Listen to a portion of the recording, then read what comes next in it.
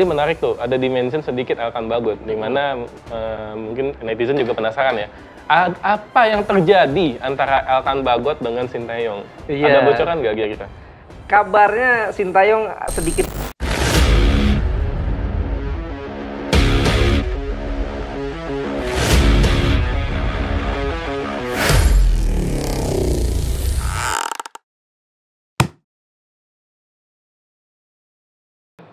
Tiga tahun lalu, Roberto Mancini berhasil mengantarkan negaranya juara Euro 2020.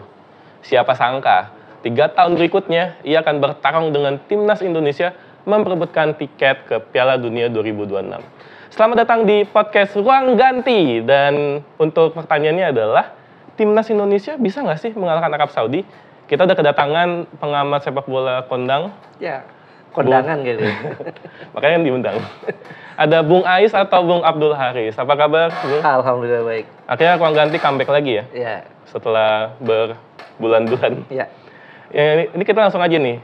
Sintayong PSSI sudah memanggil 26 pemain untuk bertarung menghadapi Arab Saudi dan Australia. Kira-kira 26 ini udah skuad terbaik kita nggak sih? Ya, kalau dibilang skuad terbaik belum ya. Belum ya? Karena masih ada Elkan Bagot yang belum dipanggil. Dan juga Malik Rizali juga cedera ya. Artinya memang belum semua pemain-pemain terbaik datang ke skuad ini. Kemudian juga Sayuri bersaudara juga kan absen. Cedera ya? Cedera dua-duanya kabarnya. Ini bisa dibilang mengurangi pilihan pemain di timnas. Nah, itu tadi menarik tuh, ada dimension sedikit Elkan Bagot, di mana mungkin netizen juga penasaran ya. Apa yang terjadi antara Elkan Bagot dengan Sintayong? Iya. Ada bocoran nggak kira-kira? Kabarnya Sintayong sedikit ngambek ya. Ngambek? Iya, agak-agak baper ya. Karena dia panggil Elkan Bagot jelang playoff Olimpiade Paris 2024 kemarin kan. Yang menghadapi Gini ya? Menghadapi Gini. Saat itu kita tahu Rizky Ridho absen. Dan Justin juga saat itu kalau nggak salah nggak bisa main ya. Dan dia butuh Elkan Bagot. Akhirnya yang datang Dewangga. Akhirnya Dewangga yang datang. Elkan Bagot tidak menanggapi sama sekali. Dan dia padahal tidak ada kegiatan di klubnya. Dia justru pilih liburan bersama pacarnya. Ini yang membuat Coach Sintayong agak sedikit marah kabarnya. Dan mungkin untuk bisa merekatkan lagi antara Elkan Bagot dan Sintayong ini butuh penengah ya. Mudah-mudahan sih Ketum PSSI Pak Erick Thohir bisa ya menjadi penengah. Karena sayang ya seorang Elkan Bagot yang punya potensi bagus sekarang main di Blackpool. Kalau seandainya tidak dimainkan, tidak digunakan di tim nasional Indonesia, paling tidak kan bisa jadi super sub atau bisa jadi pelapis back-back yang ada sekarang. Dengan postur yang jangkung, itu akan sangat berguna ketika duel dengan Harry Sota misalnya. Betul. Australia misalnya. Nah. Cuma ya itu Elkan Bagot ya. Yang menariknya adalah Sintayong juga sempat mention ya. Dia pernah ada masalah dengan pemain yang bilang, iya saya tidak bisa datang latihan karena kakek saya meninggal. Ternyata 2 minggu kemudian kakek itu datang ke lapangan. Iya, memang Coach Sin ini pelatih yang cukup tegas ya.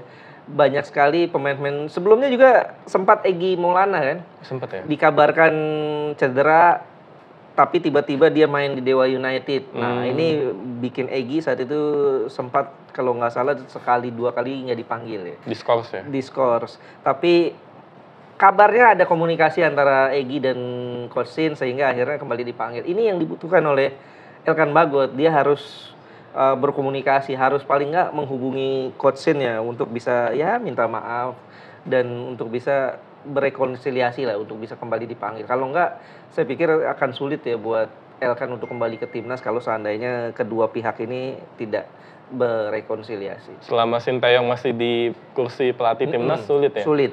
Tapi kalau dari kasusnya Egy sebenarnya ada peluang ya? Ada peluang. Berarti yang dibilang dari hatersnya Sintayong itu otoriter enggak ya berarti ya? Ya kadang-kadang memang seorang pelatih harus otoriter untuk menunjukkan bahwa who's the boss, siapa bosnya nih. Dan harus itu yang dilakukan untuk bisa meningkatkan kedisiplinan para pemain, mentalitas para pemain, dan itu memang dibutuhkan ya. Sehingga di dalam tim ini tidak ada anak emas, tidak ada kebintangan, tidak ada yang merasa bahwa gue ini dibutuhkan gitu. Ini memang dibutuhkan ya untuk seorang pelatih, dan itu yang dilakukan oleh Sintayong. Dia tahu kapan harus bersikap otoriter, kapan harus bersikap sebagai kawan, sebagai bapak atau sebagai mentor. Ini yang memang membuat Sintayong bisa dibilang cukup cocok dengan tim nasional Indonesia. Karena memang harus diakui pemain kita juga butuh disiplin ya. Betul. Makanya kenapa sampai ada 10 pemain yang dicoret oleh Sintayong kabarnya ya. Ya. Dan itu semua ya salah satu alasannya karena berbohong ya. Ya. Dia paling tidak mentolerir kebohongan. Iya, ini yang memang menjadi prinsip mendasar ya buat Coach Sin, dan kalau kita nilai itu memang sangat baik dilakukan ya. Paling tidak di sebuah tim harus ada kejujuran, harus ada keterbukaan, dan itu yang sedikit banyaknya mempengaruhi performa di lapangan sebagai sebuah tim.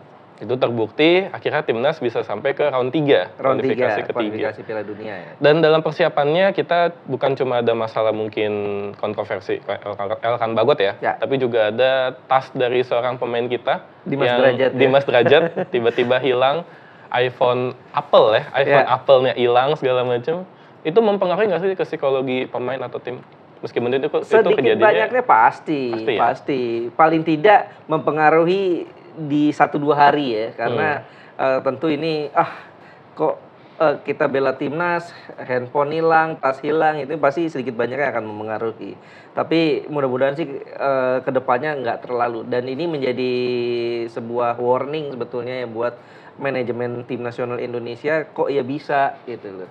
Di bagaimana security-nya di daerah situ ya. Di Jakarta ya ini. Di Jakarta ya, di lapangan A kalau nggak salah ya, Iya, lapangan A Senayan. GBK, betul.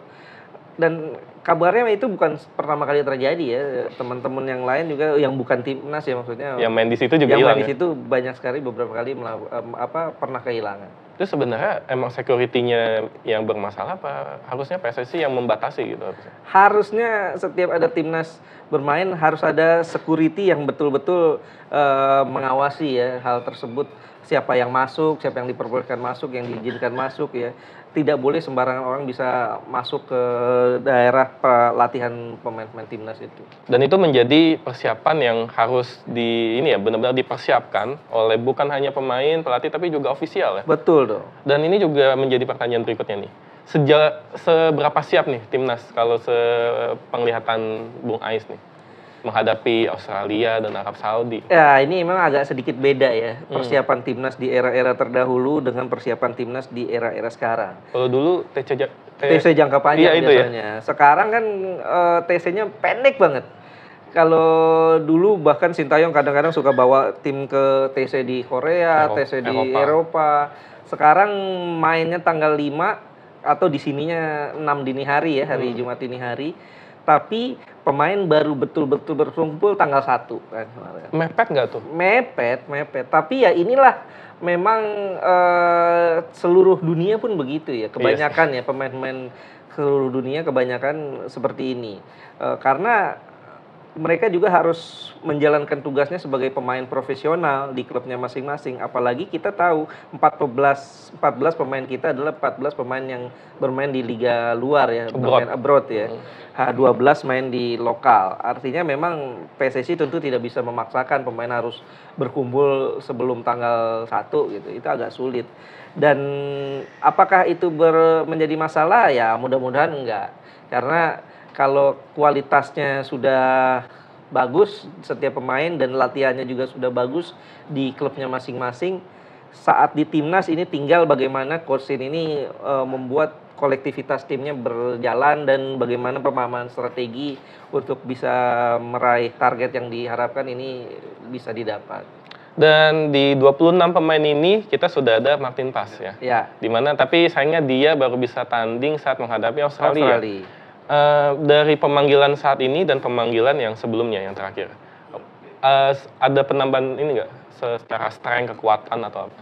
Iya, hadirnya Martin Paes ini bisa dikatakan menjadi salah satu kekuatan yang mendongkrak luar biasa ya, karena kalau kita lihat dalam beberapa pertandingan terakhir, terutama saat lawan Irak ya, bagaimana Hernando ini kiper bagus. Bagus ya, kita setuju ya. Sangat bagus, ini sangat bagus, refleksnya bagus, dia masih sangat muda. Tapi memang yang menjadi salah satu kelemahan adalah masalah mentalitas. Bagaimana dia kadang-kadang suka grogi saat mendapatkan back pass dari lawan, dan itu terjadi saat kita kalah 0-2 dari Irak ya di GBK. Dengan hadirnya Martin Paes ini tentu akan menambah kekuatan di lini pertahanan, karena kita tahu Martin Paes ini kiper yang bisa dikatakan cukup bagus, refleksnya bagus, posturnya bagus, dan dia bermain di MLS ya. Dallas, dan yang dilawan kan Lionel Messi, Luis Suarez, betul. Penenepis Messi dia. Dan dia masuk ini loh, salah satu pemain yang MLS All Star kan, menghadapi bintang-bintangnya Liga Meksiko saat itu, meskipun kalah ya. Dan yang menjadi saingannya kan itu Hugo Lloris ya, mantan kiper tim nasional Prancis. Juara dunia. Artinya memang dia ini kiper yang dibutuhkan untuk kita ya. Paling tidak menambah kekuatan di belakang. Dan buat kiper-kiper lainnya seperti Hernando, Nadeo, ini tentu akan menjadi sebuah transfer ilmu yang bagus. Dengan hadirnya Martin Paes kan tentu ini akan ada komunikasi di antara mereka, ada pembelajaran, dan di sini mudah-mudahan Hernando, Adi Satrio, Nadeo bisa banyak belajar dari kiper sekelas Paes. Dan Hernando sendiri ya juga udah bilang kalau dia justru akan belajar banyak dari Martin Paes. Jadi kedatangan Martin Paes ini bukan menjadi saingan, tapi jadi teman belajar justru. Teman belajar, harusnya begitu. Dan selain Martin Paes juga menarik adalah Jaijes ya. Jaijes. Di mana dia sempat menjadi kapten ya di Venezia. Dia memimpin Venezia menghadapi tahan Fiorentina 0-0 ya. Fiorentina 0-0 meskipun dia cedera ya. Terus juga menghadapi Torino.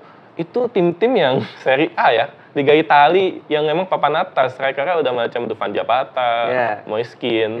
Seberapa pengaruh Jaijes nanti? Pasti pengaruh. Saya lihat Jaijes ini punya ketenangan yang cukup baik. Dia memang secara postur kurang ideal ya kalau menurut gue ya, karena dia memang tinggi tapi dia tidak gempal ya, tidak punya power yang cukup. Tapi kenyataannya sebagai center back dia punya ketenangan yang bagus, visi bermainan yang bagus, sehingga menambah kualitas dan soliditas di lini pertahanan kita. Tapi sayangnya Justin Hafner kan absen nih nanti lawan Arab.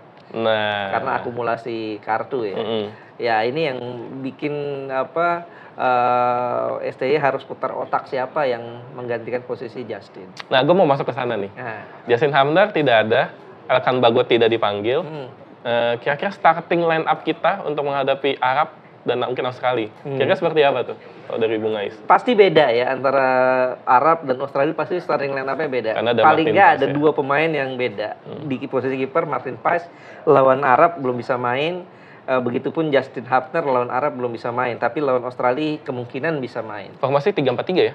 Formasi 3-4-3. Saya yakin formasi antara 3-4-3 atau 3-5-2 ya. Oh iya, terakhir udah mulai ke 3-5-2. Betul, terakhir STY sudah mulai ke 3-5-2 saat lawan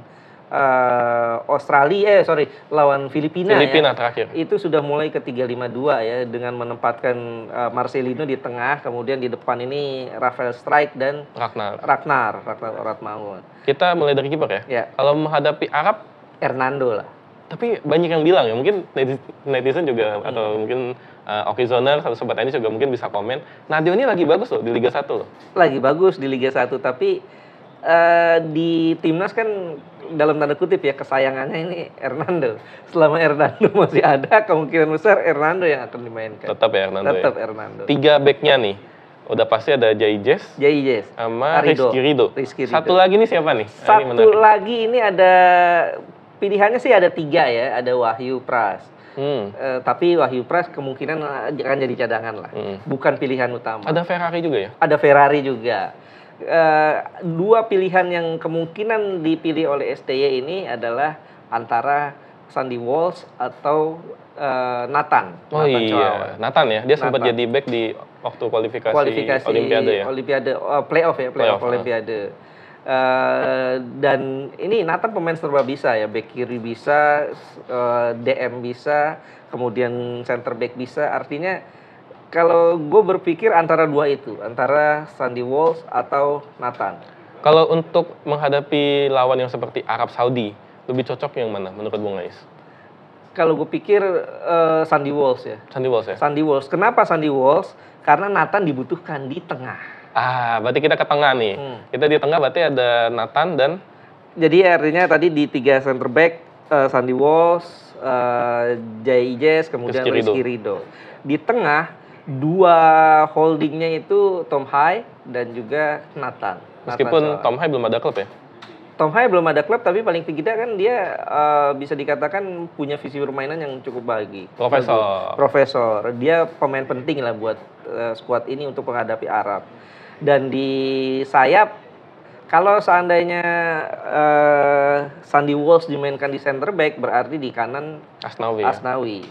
Asnawi juga lagi wangi ya di Liga lagi bagus di Thailand. Di Port FC ya. Port FC. Udah 1 assist ya tadi. Tadi kita coba cek datanya, lumayan ya. Dan di kiri ya ini pasti Verdong ya, Calvin Verdong. Inti ya? Inti dong. NSC Nick Mahan ya? Nick Mahan itu. Bagus banget. Dan di depan 3 adalah Rafael Strike sebagai target man, di sayapnya Ragnar dan Marcelino. Tampaknya 3 itu kayak udah nggak tergeser. Itu nggak tergeser. Kalaupun mereka nanti main 3-5-2 ya berarti Marcelino-nya diketengahin, di belakang 2 striker itu, berarti, Ragnar dan Rafael Strike. Berarti si Marcelino lebih ke free roll ya nanti. Betul. Ya? Itu polanya lebih ke 3-4-1-2 ya. 3-4-1-2. Oke. Ya. Kalau seandainya STY memainkan 2 striker di depan. Kalau menghadapi Australia berarti kiper Martin Paes ya? Martin Paes. Kiper Martin Paes, di belakang kemudian juga ada Justin Hubner. Nah, ini pilihan jadi lebih enak. Di belakang Justin Hubner, Jay Ijes, kemudian Rizky Ridho. Berarti Sandy Walsh yang kegeser. Sandy Walsh bisa jadi dia main di sisi kanan. Bek kanan. Berarti Asnawi justru. Asnawi bisa jadi yang tergeser, harus jadi main di babak kedua mungkin ya.